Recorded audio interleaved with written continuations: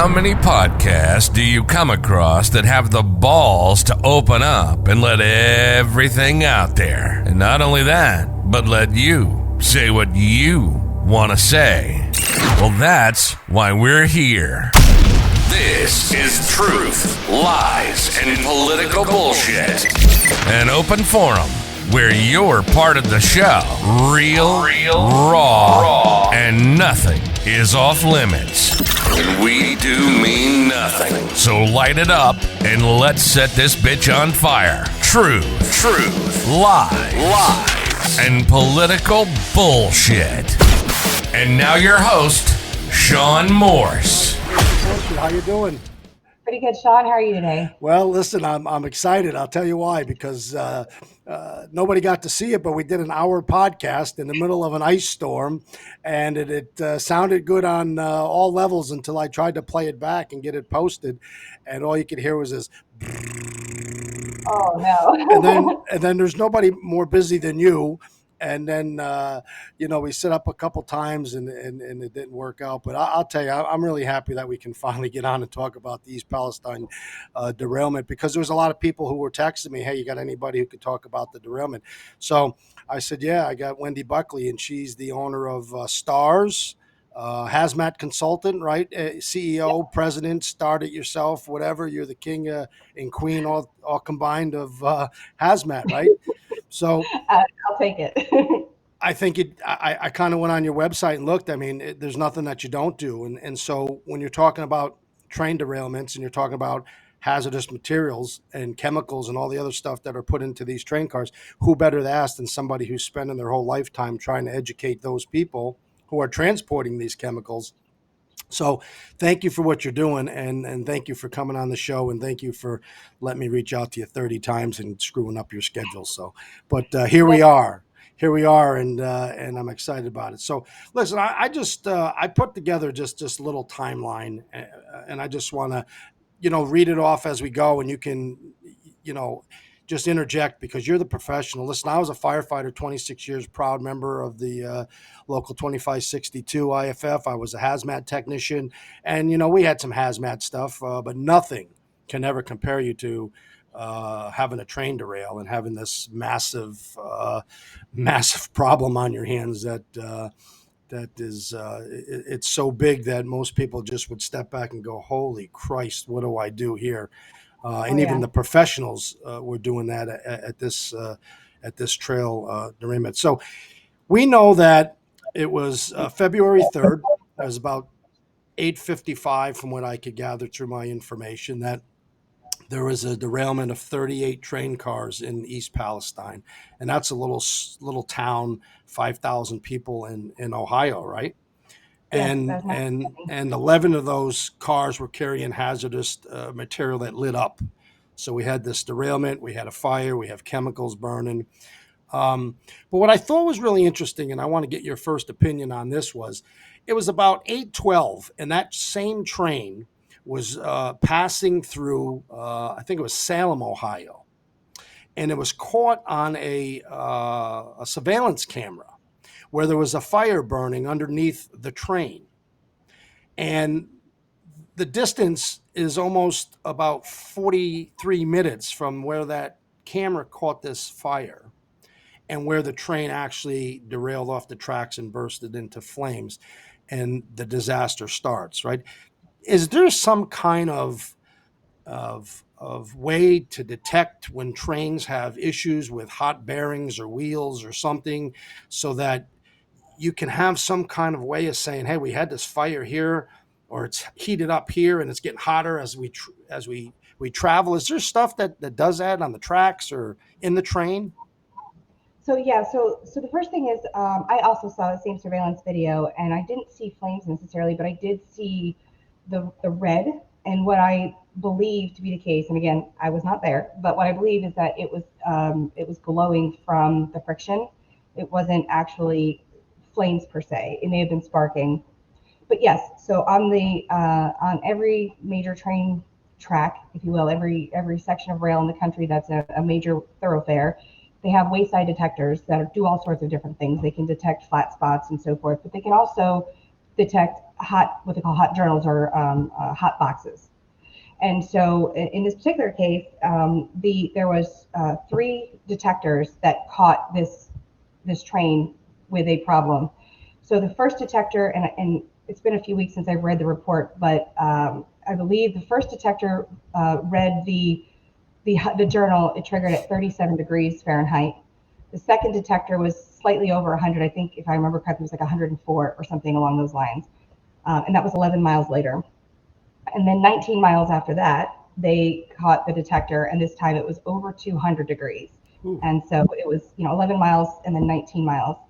And so the way that Norfolk Southern's policies says that they won't alert the crew that there is a problem until the reading of the temperature of the wheel is at least 170 degrees.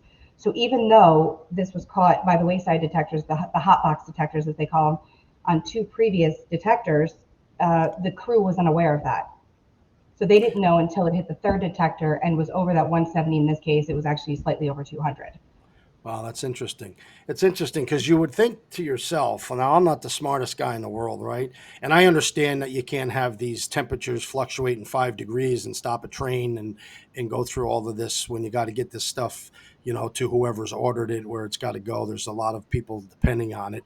But there's got to be some kind of policy that would say, look, if you see a fluctuation 1, 2, 3 times, it should at least alert you that there's something happening, so you can kind of take a look. And do you find that alarming, or is it just the nature of rail that these things have to wait to their certain temperature, otherwise they'd be stopping too many trains? Or what's your opinion on that? Well, that's absolutely true, and you and I talked about this on our last attempt at this podcast.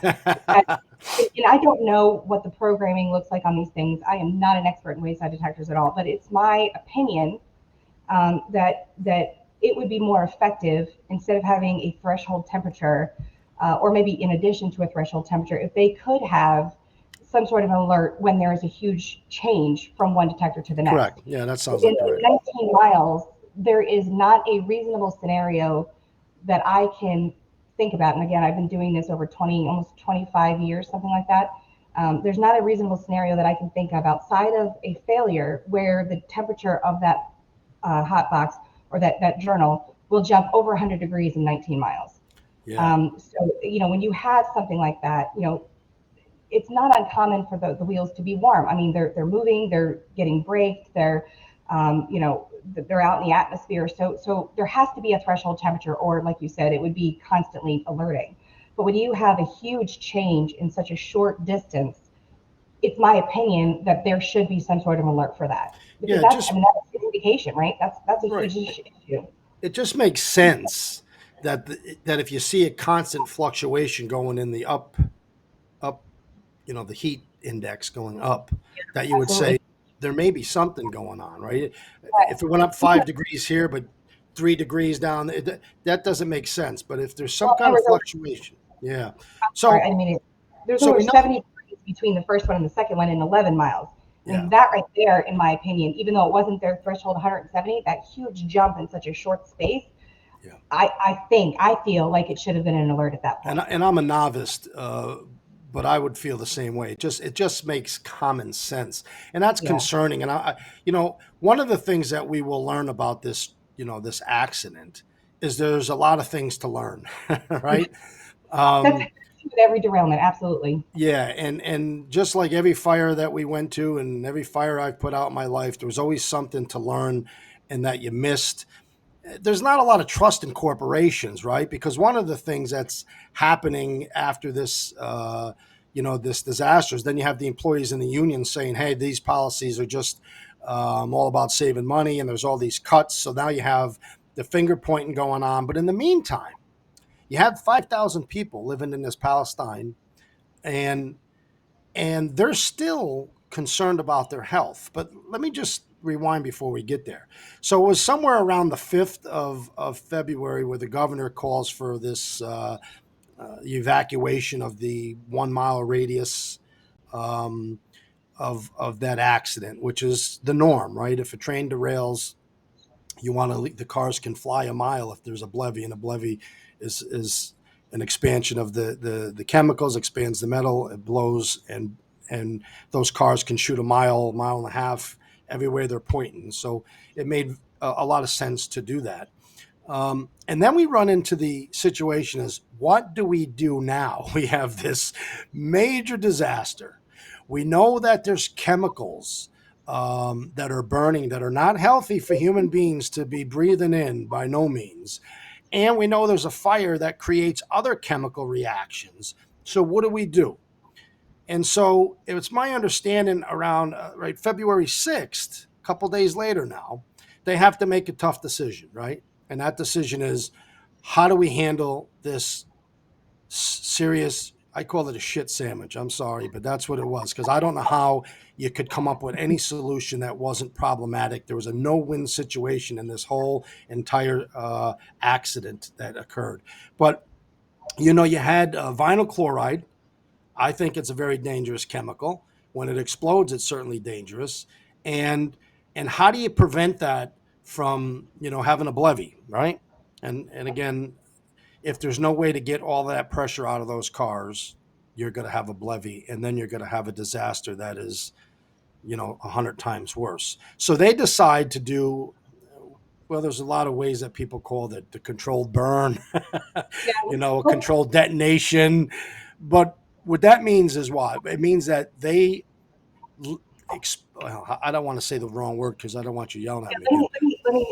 Let me stop right there. So by the time they got to the decision to go to what people are calling the controlled burn, I got a little bit more detail about what actually took place ahead of that. So apparently, so the accident happened on Friday night, and on Sunday, they had a huge jump in one of the cars in terms of temperature and pressure.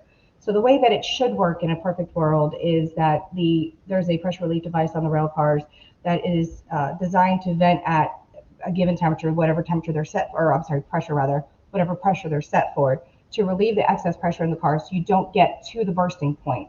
So the cars have a working pressure of about 100 psi, and then their burst pressure is 500. So you wouldn't have to worry about a mechanical explosion until the pressure inside exceeds 500. So the pressure relief device is set to either go off at 75 or 165. Those are the two options. And so anytime the pressure gets up to what that setting is, either the 75 or the 165, it's supposed to vent. In the case of this particular rail car, the pressure relief device had failed. Now there's some information about whether the device was faulty from start or whether it was clogged up with product. We don't know the real facts on that. Those are the two scenarios that we're being told. So obviously the Hazmat team, what they tried to do is to spray the car with water to keep it cool, which is the standard process to avoid the BLEVE. The cooler they keep that, the less liquid will turn into vapor, the less pressure and the less risk of fire. So when that failed and they weren't able to make it work that way, what they attempted to do was to do what they call hot tapping, which is where they basically put a valve into the car. They put a hole in the car manually and put a valve into it to let the pressure out. Because of this material, which basically polymerizes, there was stabilizer put into the material when it was first shipped. And typically, and I don't know for sure but it's usually 10 days worth of inhibitor. Unfortunately, when you get into a fire situation, this inhibitor breaks down under high heat. So, warm days in the summertime, you need more inhibitor than when you're shipping in the wintertime. Well, when it gets into a fire situation, the temperature exceeds what would be expected in transportation. So the inhibitor did not last anywhere near as long as it was originally intended. So the material starts to polymerize. This vinyl chloride becomes PVC, which is a very hard plastic, what is used in plastic piping for plumbing, for example. Mm-hmm. Yeah, exactly, PVC piping.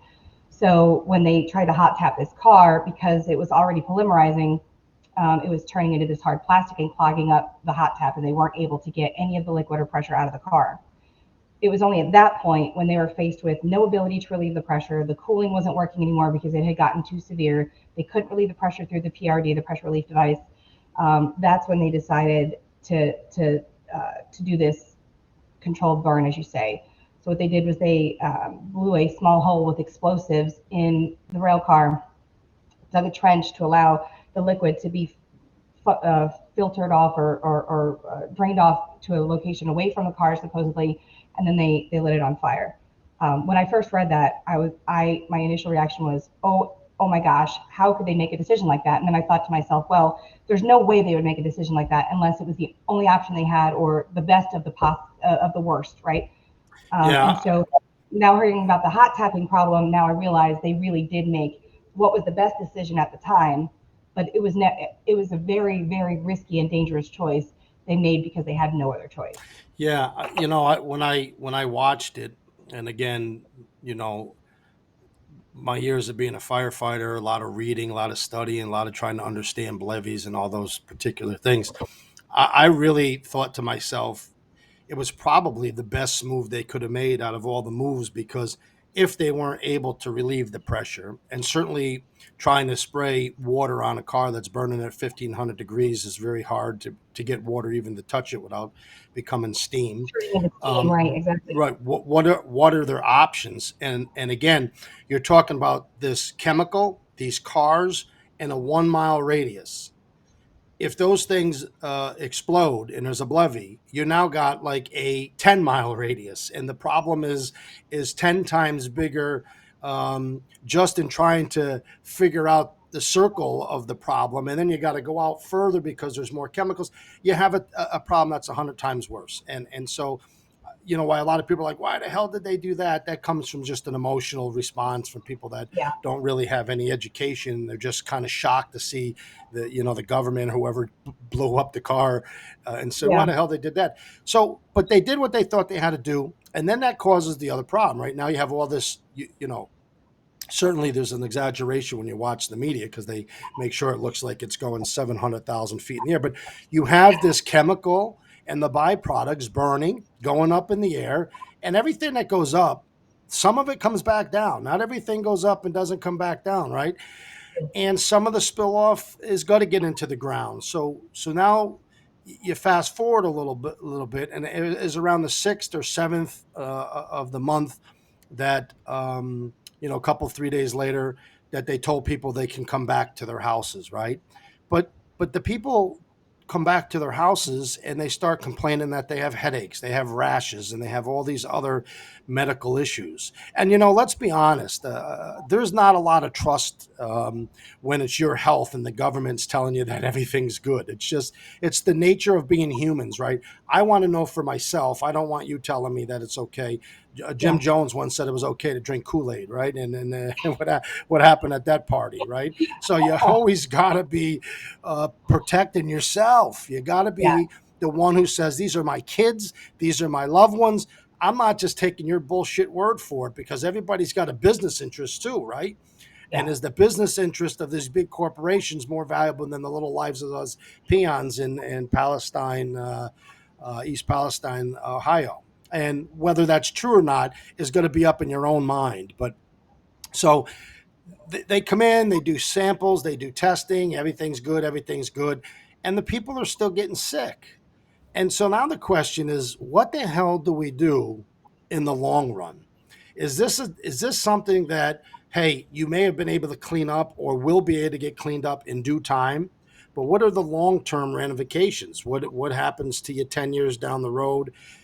Do these people get their houses back and their property? Can they have their kids go back and go to school? Can they drink the well water? These are all things that are not going to be solved on my little timeline here going, hey, on the 8th, on the 10th, on the 15th, right? These are things that are going to take a long time. And so now you're starting to see some of the things that I figured that would happen. Did you ever recognize that politicians are always willing to take unwarranted applause, but they can't take warranted criticism? That's part of the nature of that job. I won't drag into that, but that's the reality. And I was a politician once upon a time, so I'd be standing in front of some event and I'm cutting a ribbon, and I'd be like, I don't even know the name of the store. I had nothing to do with this, but that's the reality. They invite everybody, but now the politicians, the big time politicians, and the little city politicians, and they're all trying to figure out now how to pass the buck, who to blame. Was it the train?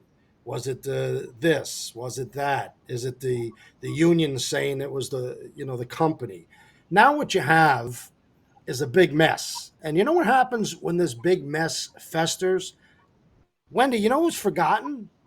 The little people who live in Palestine, Ohio. Yeah. They're the ones who are now scraping and scratching and trying to figure out what the hell is going to happen to their lives. Why all these politicians who should have been involved, 8 years ago, are fighting about what went wrong and how do we fix it. And to me, I think what should be done is let's fix those people first. And so now there's some arguments as to is the train company um,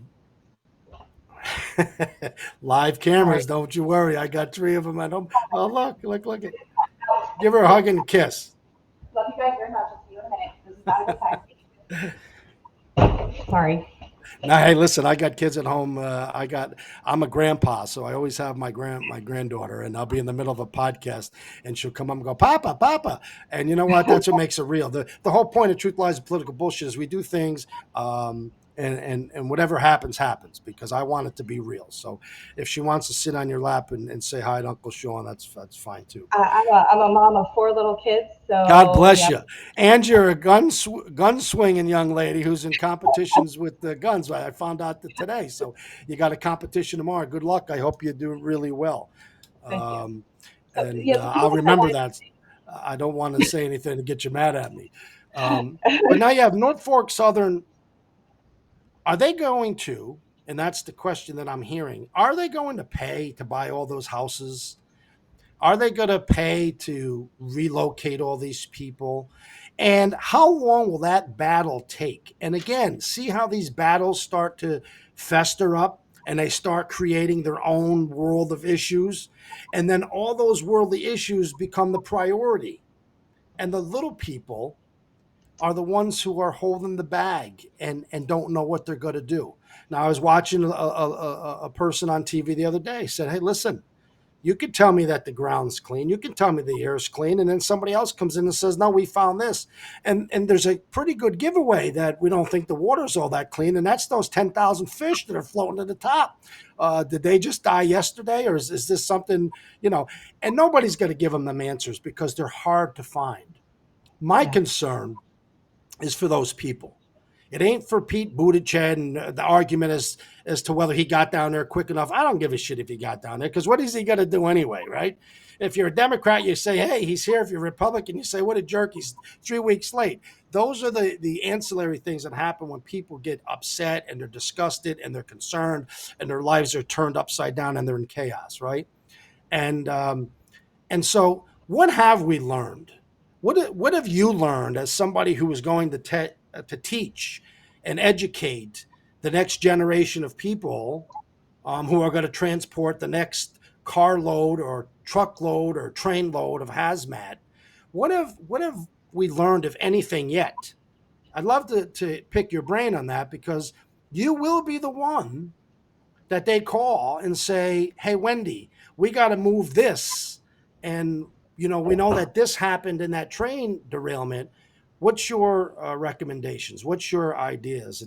And so are the regulations going to change so fast now because we had this happen? Or are you going to have to spend the next 10 years of your life trying to understand what just changed? But tell me from your perspective as the teacher, as the educator, as the trainer.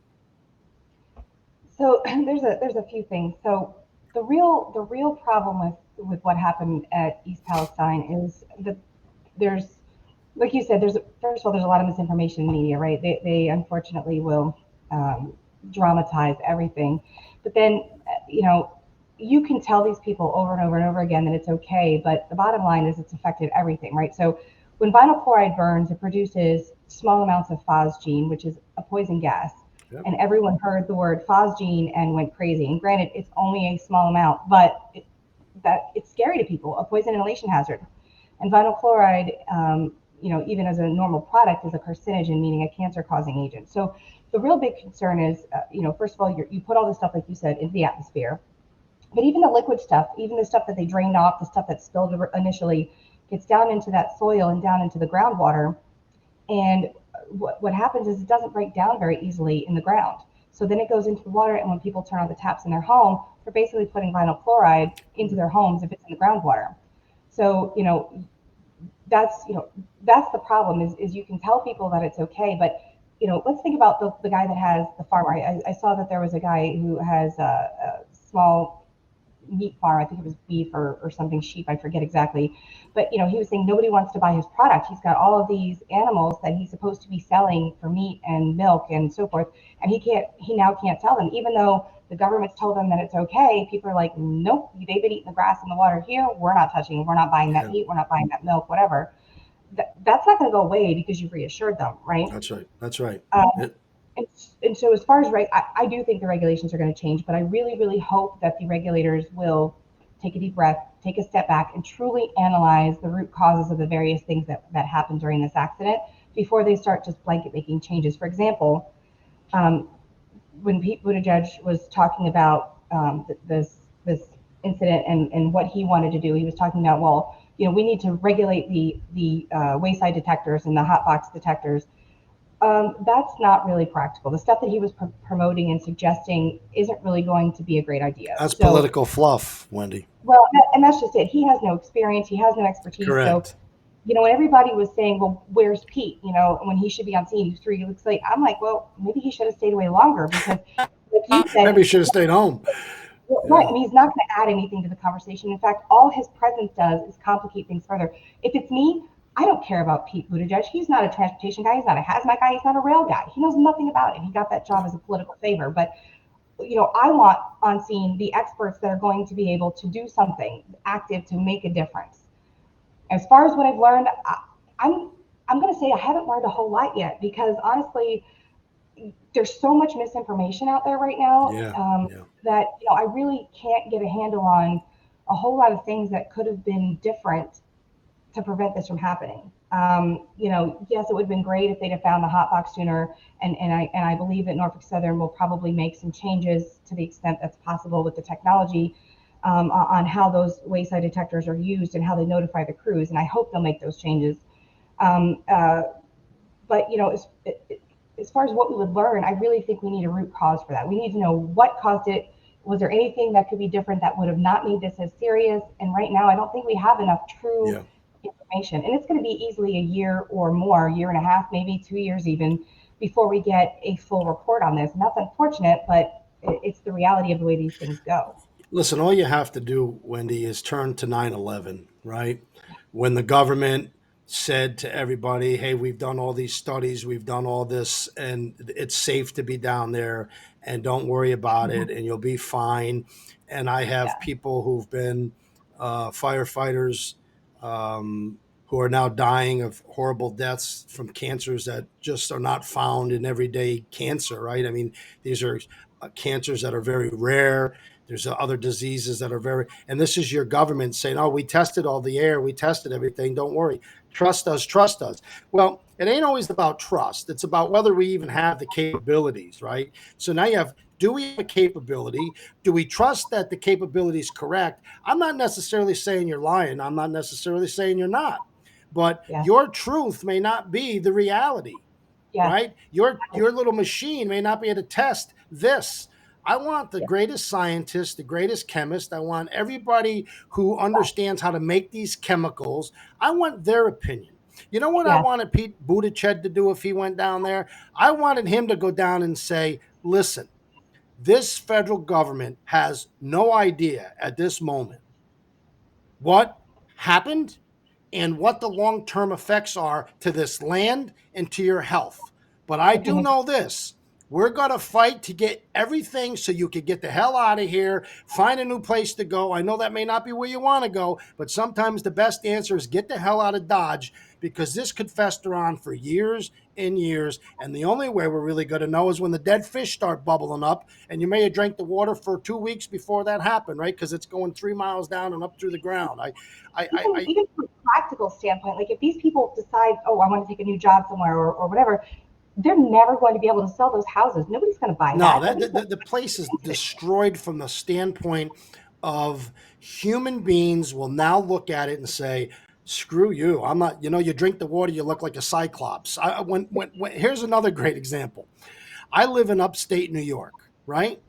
And Lucky in now. upstate New York, when you go fishing in the river and you pull out a bass and you go, holy shit, he's got 3 eyes. How did that happen? That happened because that government who said it's okay to dump PCPs into the river. It's no big deal. We're experts. Believe us, trust us. You can do that.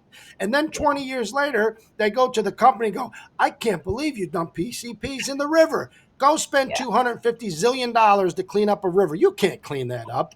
You pick it Yeah. up with a machine, and as you're pulling it out of the freaking river, it's pouring back in, and it's going down the river. It's just nonsense. We do all these things for self-gratification, political purposes.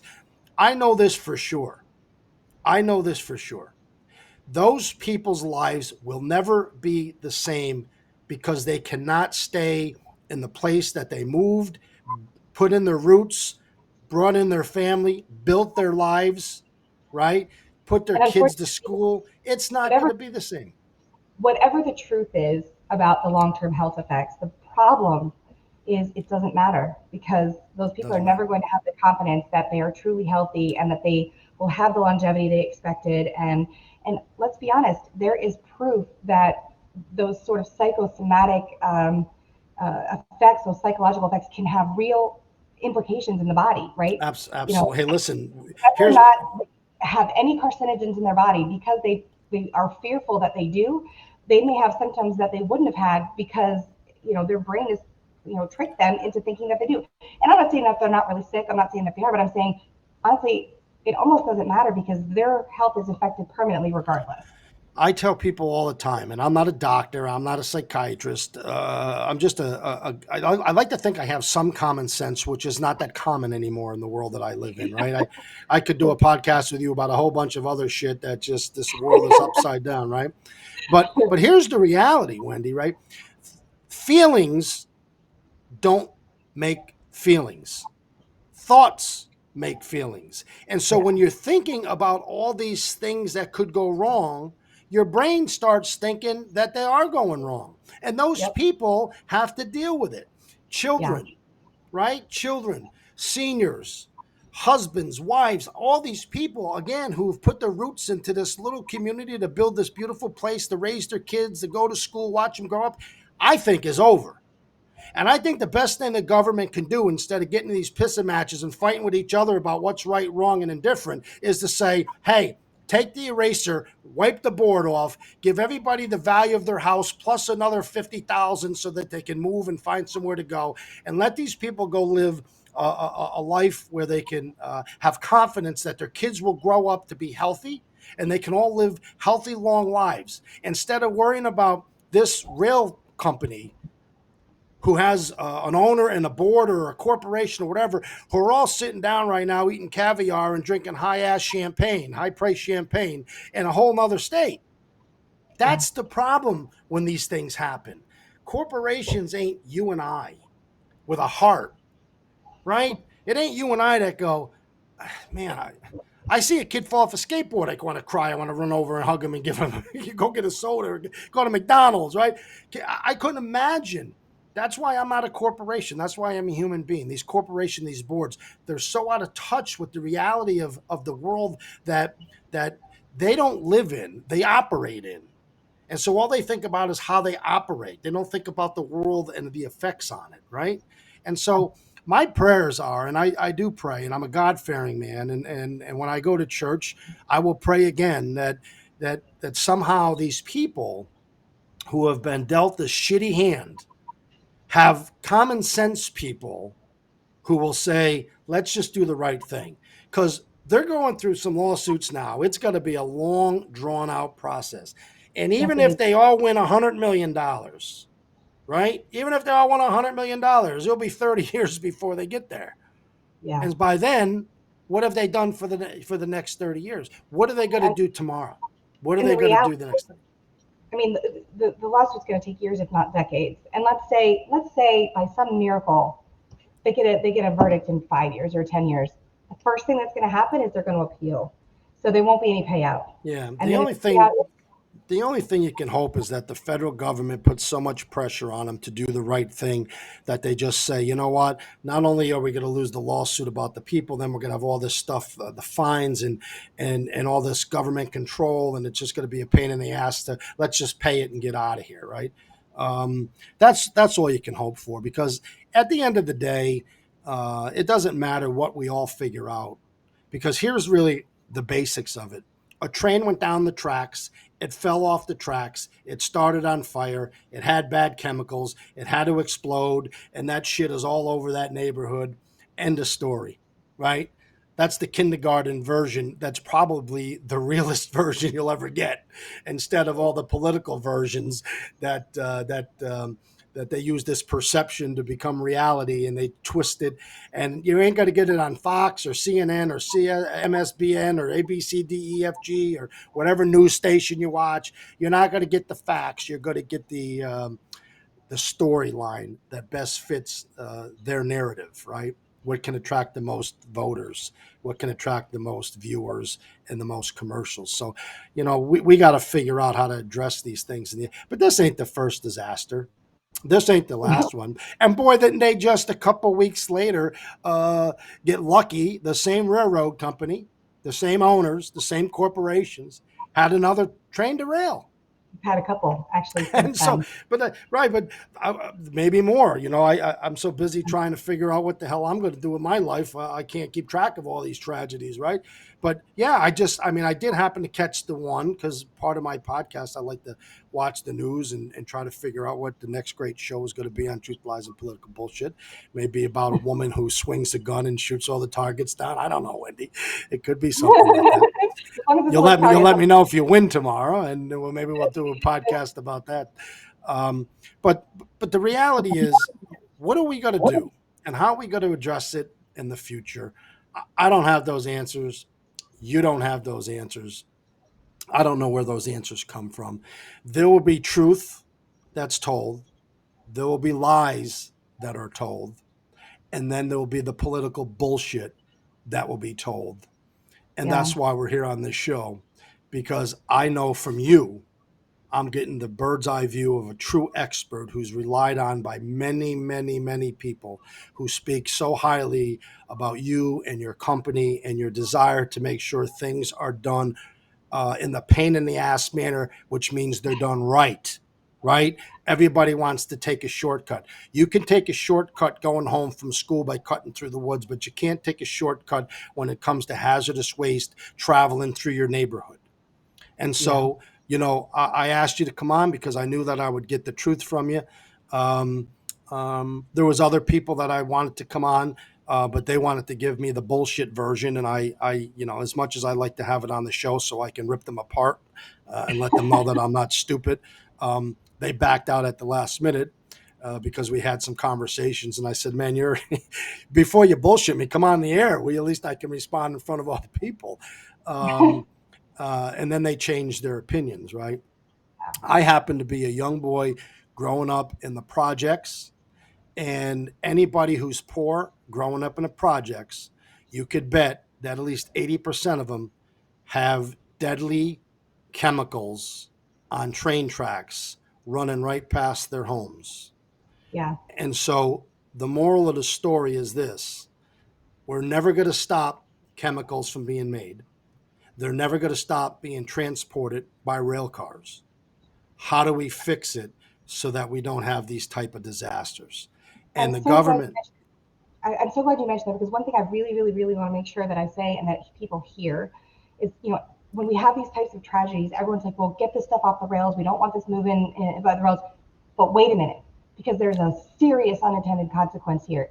Like you said, the stuff can't stop being made. I mean, there was a slogan, I think it was Dow or DuPont, I forget which one now, used to have, this is better living through chemistry. And so true. Everything that we have is either made from chemicals or is a chemical. And by chemicals, I'm saying hazardous materials, because honestly, we're chemicals, right? But the point is those chemicals, those hazardous materials are not going to stop being made. No. But if you take them off the rail, they still have to move. And where are they going to go? They're going to go to the highways. And for every rail car that's out there, you need 3 to 4 trucks to move the same amount of materials. And the problem with that is, at least on the rail, they're dedicated, right? You have a rail, it's going to go in a known location with known traffic at a prescribed distance apart. Well, that's not the way it works on the highway. They're out there with all of these other crazy drivers, the people who cut me off, the people who, are having road rage and trying to fight other people, the chemicals are moving on the same roads with them. And even though the drivers that drive the trucks are typically professional drivers and they know what they're doing and they're safe, all the other people that drive with them are not. And my kids are on that highway. I'm on that highway. My parents are on that highway. And I don't want those chemicals going down the same road with my kids any more than absolutely necessary. So keep it on the rails where it's safer. You're absolutely right. Fantastic safety record compared to highway. You are absolutely right. And I was going to allude to that one of the things that I realized when I was a firefighter was that we had more bombs going down our streets, through our cities, down through our little villages and towns than you could ever shake a stick at. One of the great things that companies are able to do when they work with the government to come up with the the placards and how much chemical before it becomes a hazardous, or I'm going to use a great example, right? Just use propane. If you put a propane tank that's 22 pounds or 23 pounds, it's a hazardous waste. Not waste, but a hazardous chemical. If you put it in a 12-pound container, you can store it differently than if it's in a bigger container, right? So you could go to Walmart, have 150 containers of 12 pounds a piece. That's a bigger bomb than you could ever have, and they can store it.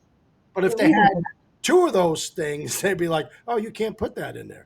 So there's a lot of semantics. There's a lot of bullshit that goes on, and people need to realize everyday life requires dangerous things. Well, that's not a negotiation, though. So the reason that is there's two parts of that. Like one thing you said is about the size, and the other is about whether or not it's hazardous. So as far as whether or not it's hazardous, there is specific definitions and specific criteria that if something meets that definition, they're hazmat, period. Now, there may be some ways that they can get out of some of the regulations if they do certain things, and one of those is to store them in smaller packages. The reason for that is because of the risk, right? So if you have, let's say, a tank truck going down the road with 6,000 to 10,000 gallons of flammable liquids in it, and something happens, you have a potential of losing 6,000 to 10,000 gallons of material all over the road, all over the surrounding environment. But if you have that same material, the same quantity of material broken down into small consumer-sized cylinders, the 12 pounds, the chances of all of those breaking open is so remote as to be almost impossible.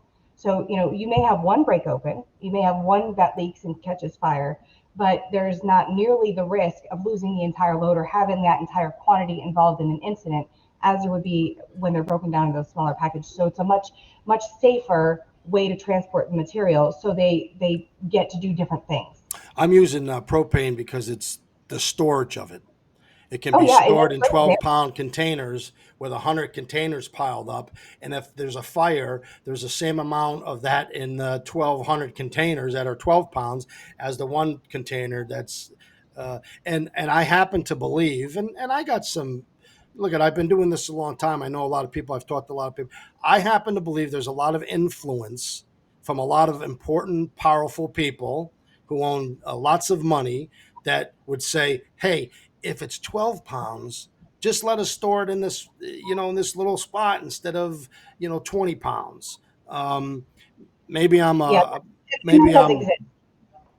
Yeah, so that does exist. And my favorite example of that is anhydrous ammonia when it comes to the farm lobby. And they've gotten an exception from the government to be able to mark and label it in the United States as a non-toxic, non-flammable compressed gas, as opposed to what it really is, which is a poison gas and corrosive.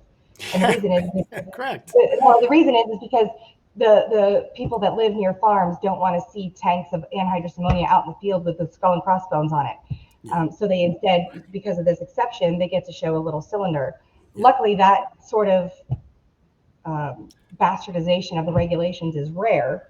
But I would believe this, Wendy, and you're the expert, and I'll leave it to you. I'll just tell you my conspiracy theory of this is that it happens far more than the average person would ever know. I was in politics. I know the games that are played. I know the lobbyists that come in, and I know how you continue to stay in power. People throw money at you so you can win an election.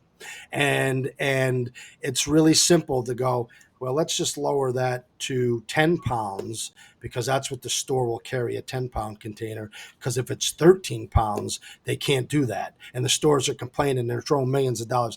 It happens far more. You know it better than I. You live it and breathe it. I'm retired.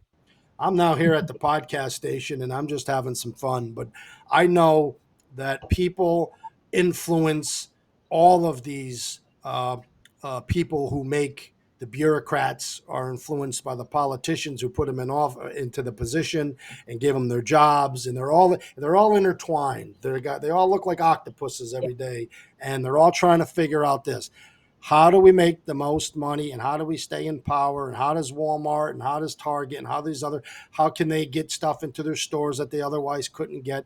And I'm not saying that it's wrong on every level, because I understand sometimes we make things too broad or too big, and then it just hurts you and I as a consumer.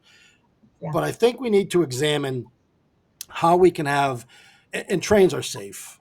These things happen, but we probably should be looking at, when's the last time we did a big overhaul on the train tracks, or when's the last time we did, the federal government doesn't want to deal with the railroad, right? Except for when they want to regulate it, but they don't want to be part of saying we got to fix this or you got to fix that. But the companies have to say, let's do a better job of seeing if we can come up with solutions. I liked your idea. I think it's just common sense. If I have detectors on the tracks, I'm going to say the tracks, I'm not sure that's where they are, and that thing can determine whether there's a steady incline of heat. Maybe there should be some kind of bell that goes off and says, hey, this went up 20, this is now up 20 more, and have something so you can take a look. Maybe that would have solved the problem. Maybe if I was driving the train and I said, hey, I at least get an alert that says a little yellow light comes on. It says, hey, the heat temperature went up. And then the light goes from yellow to red. Oh, it spiked, 40 degrees in just 10 miles. We need to take a look. I understand pain in the ass to stop the train. Maybe you don't stop it. Maybe the guy can get out and walk along. I don't know how those people navigate those if they have to stop or if they can walk along the top of the cars. I mean, they're usually not going that fast, right?